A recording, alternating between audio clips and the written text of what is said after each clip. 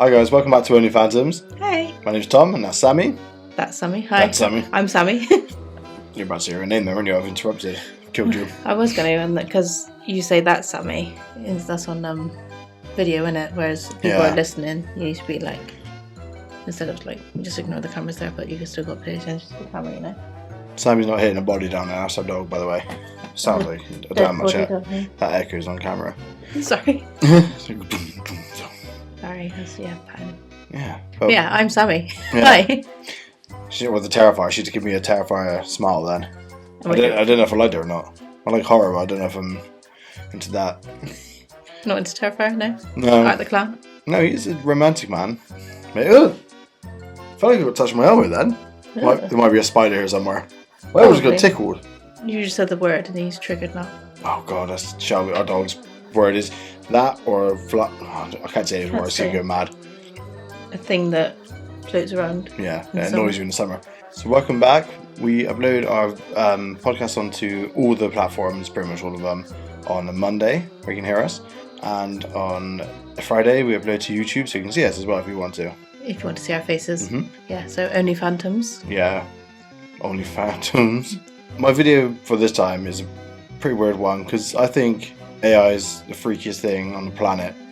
So I basically went into all the AI platforms and told them to write a ghost story for me. I gave them like a little bit because you give them like certain keywords. So I was like, for instance, like forest, serial killer, ghost, and it would write like a story. So I was really intrigued to see what it could come up with, but I've not even proofread them or anything. So I sent one to Sammy to proofread, and then she didn't get around to it. I was like, it's probably better that we don't. Yeah, it would add more of a surprise to us as well. A bit of suspense. I might get shocked by this, but yeah, it'd be interesting to see what the internet comes up with in his own head. Yeah. Because eventually it's going to take over anywhere. I want to die. Will be. You wait. The robots they're making. Is it the Tesla robot?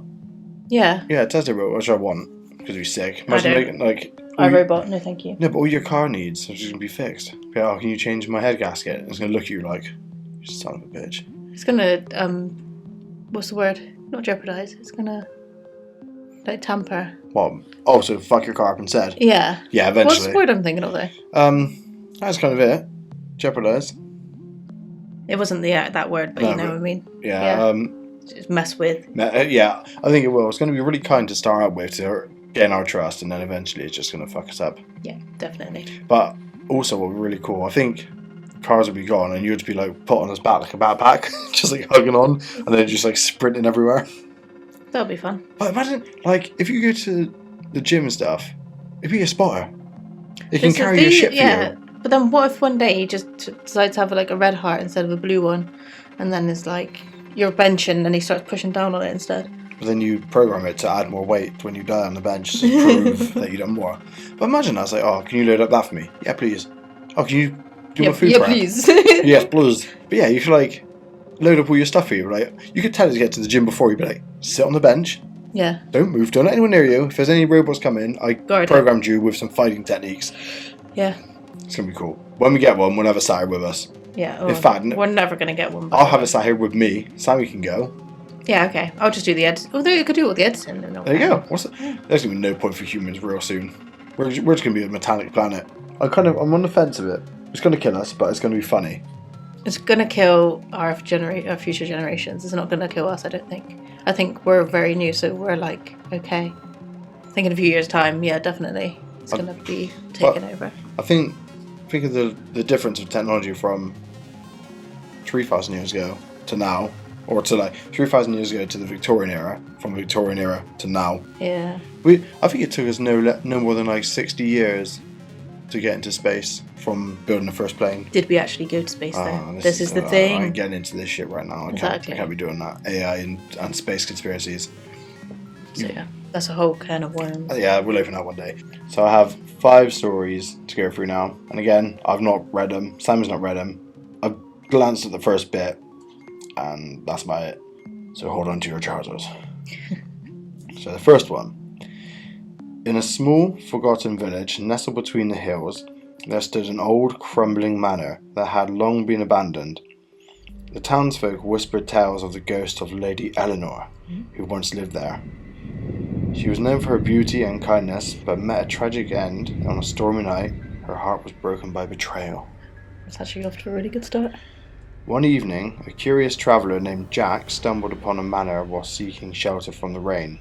As he entered, the air grew cold and a sense of unease washed over him. The walls were adorned with faded portraits. Their eyes seemingly followed him as he moved. Suddenly, he heard a soft weeping echoing through the halls. Intrigued, yet apprehensive, he followed the sound, which led him to a grand dust-covered ballroom. Ooh. Imagine stumbling across that. That's Anastasia, isn't it? Yeah. In the centre of the room, Jack saw a figure dressed in a flowing white gown, her face obscured by a veil. It was Lady Eleanor. She turned to him, her sorrowful eyes meeting his, and whispered, "Help me find peace." Help me find peace. "I bring you love." It's putting in love. Mr. Burns. Jack felt an overwhelming urge to assist her. He learned that her spirit was trapped bound to the manor by the pain of her lost love. Determined to free her, Jack searched her manor for clues about her past. He discovered a hidden diary revealing the truth of her betrayal and the name of the man who wronged her. With this knowledge, Jack performed a small ritual to release her spirit, reciting the words from the diary. As he finished, a warm light enveloped the room, and Lady Eleanor smiled, her sorrow lifting. With a gentle breeze, she vanished, leaving behind a sense of calm. The manor, once filled with despair, now stood silent, finally at peace.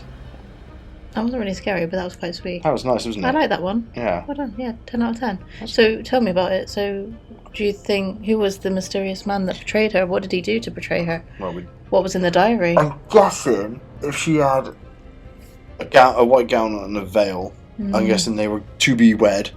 Yeah. And he, like Corpse Bride. Like Corpse Bride, it sounds like they pinched that. She's Eleanor in that, isn't she? No. Is she? Oh, I know, it's Mayhew. Mayhew is Victor and Victoria. And yeah, Eleanor, I'm pretty sure. Let me check. Google it. Sorry. Emily. So close. Emily, so close. Yes, pretty close. It is close. It both begins with an E. Yeah, that's true. Right. Speak the truth. Speak the truth. Story number 2. In a quaint suburban neighbourhood, there was a family that had just moved into an old house. Excited to start their new life, however, they soon discovered that their new home came with an unexpected resident, a mischievous poltergeist. At first, the family dismissed the strange occurrences. A door slamming shut, objects mysteriously moving, and eerie whispers echoing through the halls as mere quirks of an old house. Creaks of a moonhouse. One night, as the family settled in for bed, they heard a loud crash coming from the kitchen. Rushing downstairs, they found the pots and pans strewn across the floor, as if they had been tossed by an unseen hand. The children, initially frightened, began to see the poltergeist as a playful spirit rather than a malevolent one. They named it Benny, and even started leaving out toys for it to play with. That's a bad idea. Yeah, you're not meant to encourage it in any way, are you? No. As the days went by, Benny's antics escalated. He would turn on lights at odd hours. God, what inconsiderate bastard. At what hours? Odd. Odd, oh, so not even. Also like at 1 and 3 and... Yeah. He would rearrange furniture and even mimic the sound of laughter. That's not fun. No. That's what is it? A skinwalker. Yeah. Well, they talk in your own voice back to you. No thanks. The family soon realised that Benny seemed to be trying to communicate with them. You don't say. One evening, as they gathered around the dining table, the lights flickered and a plate slid across the table, stopping right in front of the youngest child, Lucy. She gasped and then giggled, feeling a connection with the spirit. Determined to understand Benny better, the family set up a camera to capture the strange happenings. To their surprise, they captured footage of objects moving to their own and even glimpses of a shadowy figure. Ooh. They learned that Benny was a young boy who had once lived in a house, full of energy and mischief. Instead of being frightened, the family embraced Benny's presence, leaving him drawings and notes. So they left him toys and now they left him drawings and notes? Yeah, they're basically just like accept him as part of the family here. Wow. As time passed, the poltergeist activity began to wane. It seemed that Benny was satisfied with the attention and love he received. One night, the family gathered for a final farewell. leaving a heartfelt note for Benny. As they turned off the lights and headed to bed, they felt a warm breeze sweep through the house, and the air was filled with a sense of peace. They know Benny had moved on, leaving behind cherished memories of their time together. It's Why are they all happy endings? Yeah, why are they all happy? It's like the exact same ending as the other one, pretty much. Yeah, the ghost that moved on. I reckon the ghost wrote these. Like, we're not bad. Yeah, honestly. Jesus Christ. See, in a normal situation now, if you were to leave stuff out for a poltergeist to play with, it would probably escalate. It would never go. Yeah, it won't just go, oh, thanks, guys. You know what? That was a lovely time. I'm going to dip out now. Can you imagine if you just sat there at a table and a plate sliced to your youngest kid? Be like, yeah, we're going. No, I nub the fuck out of there. Yeah, tonight's the night we're leaving. Yeah, 100%. Number 3.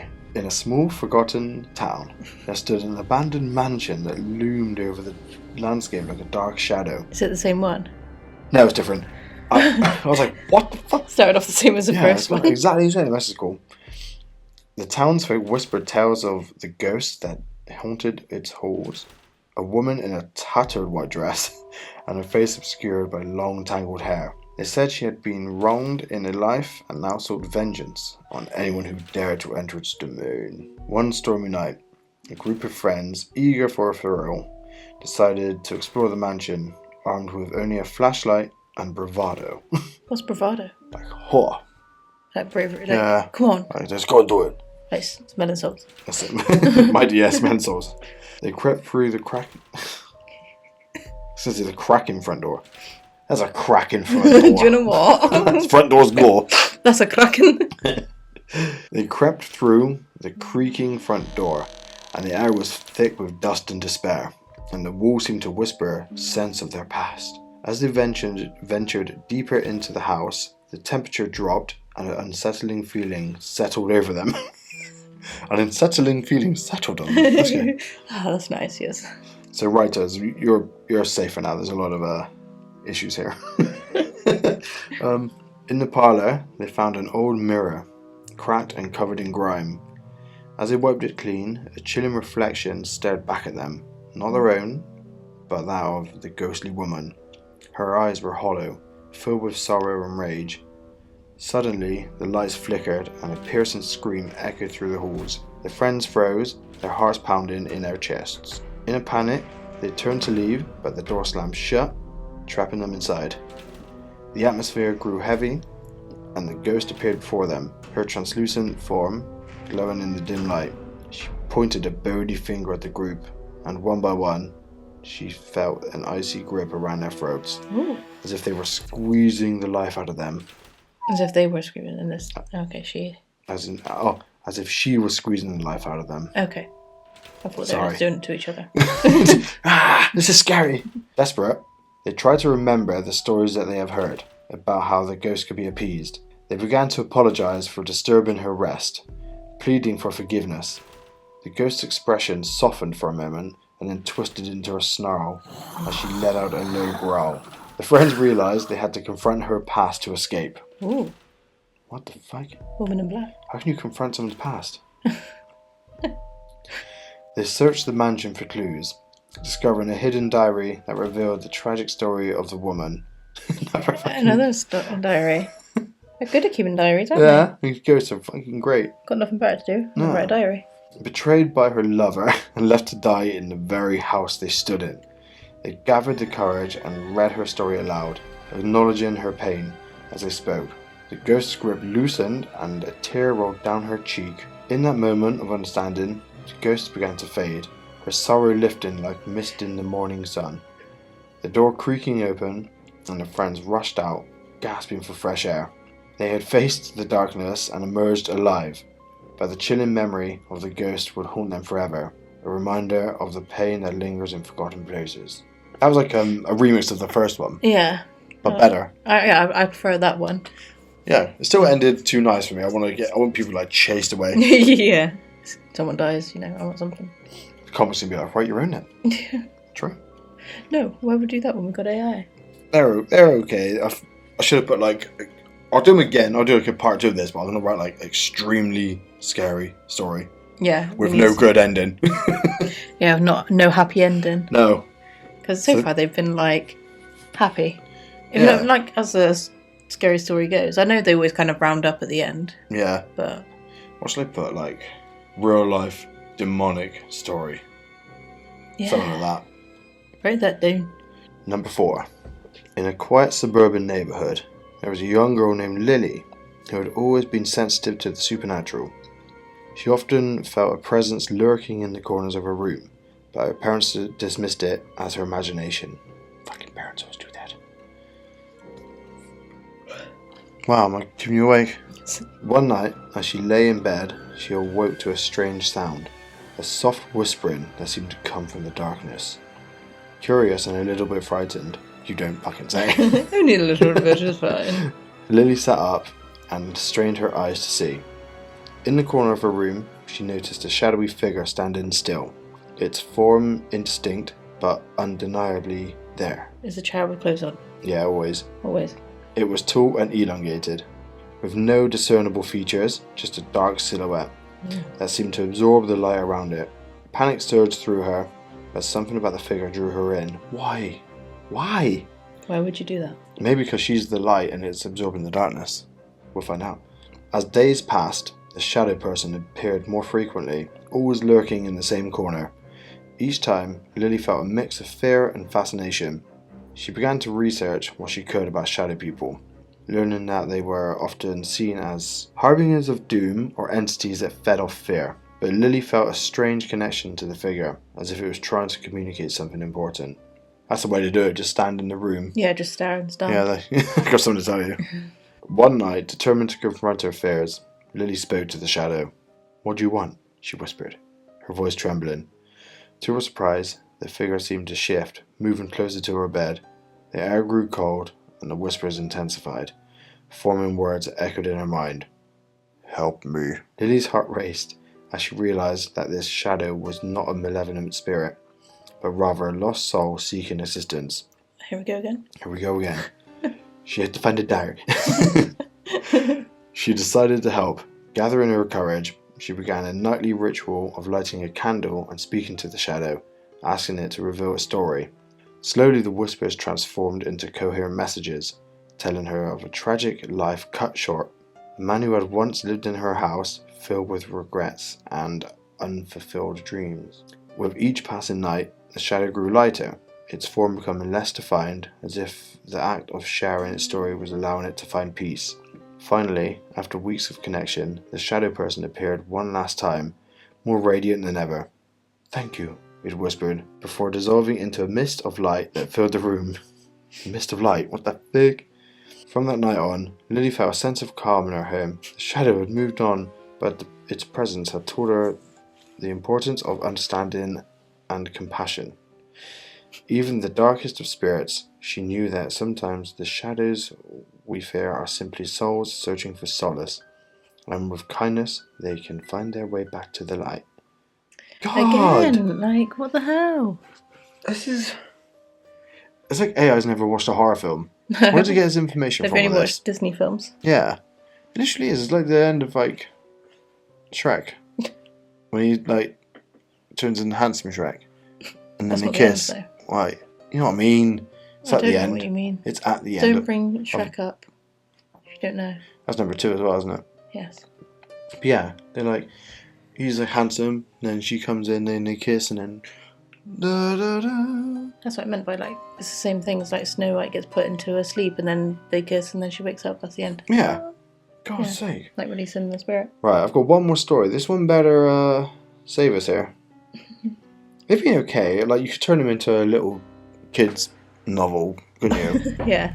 Ones that want to get into scary films and stuff. Yeah.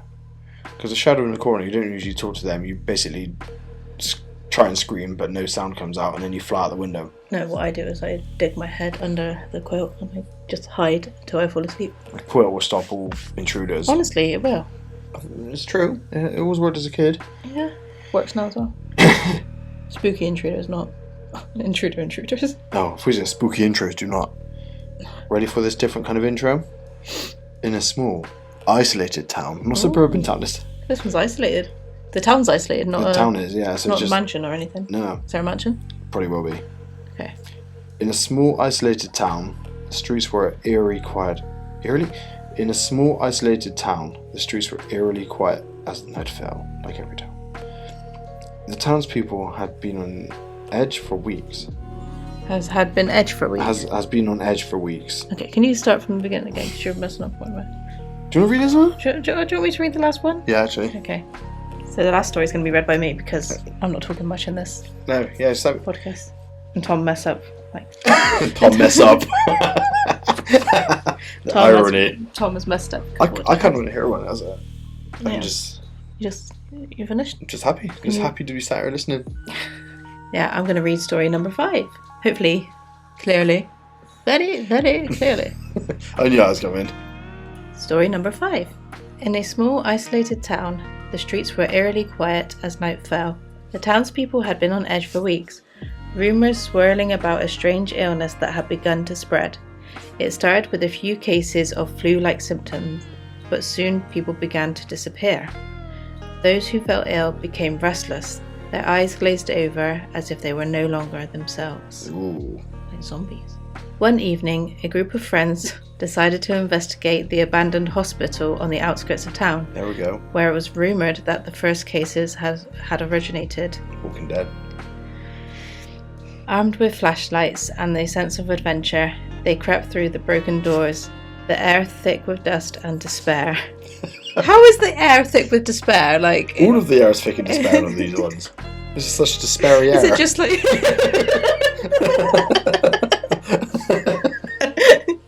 Imagine like just hear the air go. Oh, like, despair. Ah.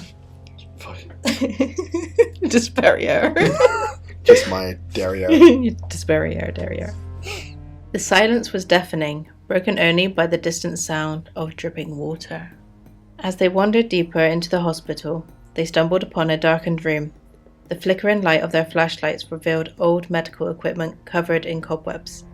Suddenly, a low groan echoed through the hallways, sending chills down their spines. They exchanged nervous glances, but curiosity pushed them forward. They soon found themselves in a corridor lined with patient rooms. One door creaked open, revealing a figure hunched over in the corner. It was a man, pale and gaunt, his skin stretched slightly over his bones. As they approached, he turned slowly to face them, his eyes hollow and lifeless. The friends froze in terror as the man let out a guttural moan. Yeah. Revealing jagged teeth that seemed too large for his mouth. So imagine it being like a zombie grown out. Like that. Is that guttural? Did that come from the gut? Hello! Before they could react, the man lunged at them and they scrambled back, heart rate skyrocketing. As they turned to flee, they realized that the groans were multiplying, echoing from all directions. Oh no. The friends raced down the corridor, but the once quiet hospital was now alive with the sounds of the undead. Shadows darted past their flashlights, and they could see figures emerging from the darkness, their movements jerky and unnatural. Panic set in as they burst through the front doors, only to find that the town was overrun. The streets were filled with the moans of the undead, and the friends quickly realized that the illness had spread far beyond the hospital. They fought their way through the chaos, dodging grasping hands and gnashing teeth, desperate to find safety.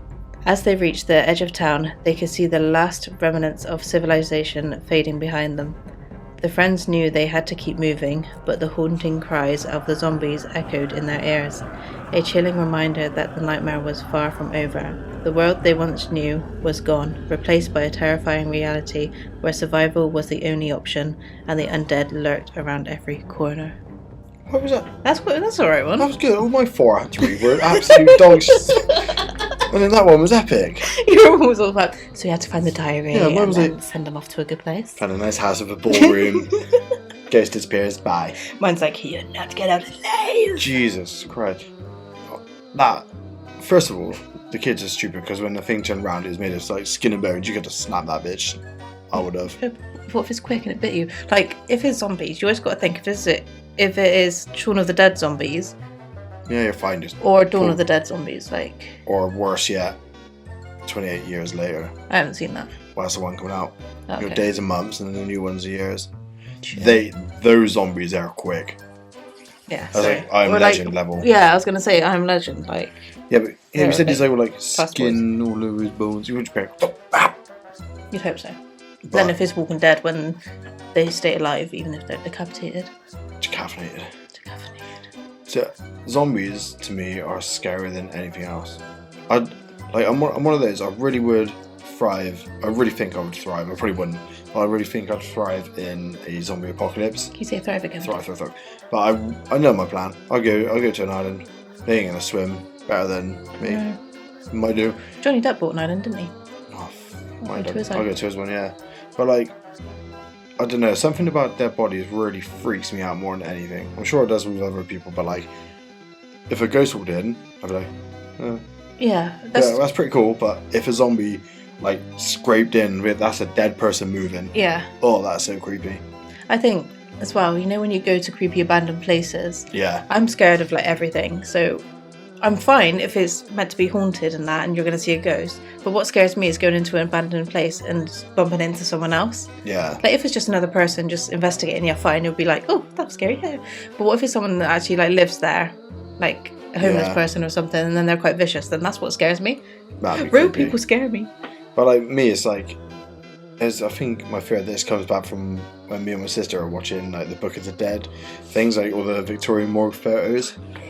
Oh man, that freaks me out. Just because our eyes are like white, like dead eyes are just like, oh my god. Nothing behind them, no souls. There's actual living people that have that. Like, the stare, isn't it? Yeah. There's so many people that believe that they're actually soulless. Yeah. Like there's so many celebrities. You look at them, you look in their eyes, and you think, no, there's literally no one there. Yeah. It's creepy. Yeah, I know what you mean. Something about eyes. Something about eyes. Like Tommy Shelby eyes, they're pretty scary. They're bright, piercing blue, aren't they? Yeah. Anyway, we got off topic. Yeah, Anyway. so next time you read the first 4, and I'll have the last one. Thank you very much. If it starts with a diary or an isolated town or suburban. Mine started with an isolated town. Yeah, but that's amazing. So yeah, you could actually with that you could add like artwork to it. Like the way it describes the zombies, like teeth too big for his mouth, skinny like oh. You want to draw that now, don't you? I do want to draw that now. I might draw it. Do it. Yeah, that was pretty cool. We need to do that again, but I want to add a bit more information in this time. I want like 18 plus. Yeah, if you guys can leave a comment, like let us know what we should put in the next one to generate new stories. Yeah, leave us a couple of like keywords. Give us like 4 keywords. Yeah. And we'll put them in and just see what happens. We could make a funny series out of this actually. It'd be pretty cool actually if everybody just puts in 4 keywords and then per comment we'll make a story out of each one of them. Yeah, we do that. Yeah. 4 keywords if you can. 1 probably wouldn't be enough. No. Beach, okay. At least 4, should we say? Yeah, say at least 4. That'd be really cool. I'd love to see what we could make up here. Yeah. But that's pretty cool, especially the last one. Can't get over that, can you? No, I'm really like feel let down by myself. Not like you. Most of all, you've let yourself down. Yeah, I let myself down, but I'm not just angry. I'm disappointed. I think it went in order. Like the further you got through the list, then it got better. But I think they were all quite mediocre until the 5th one. Until your one, yeah. Yeah. Joy. Yeah, well, thanks for watching and listening and hearing. And hearing and listening, same thing. Wow, what the hell am I on about? Thank you for tuning in. Yeah. Thank you for being here, and we will see you next week for our next episode. Bye. Bye.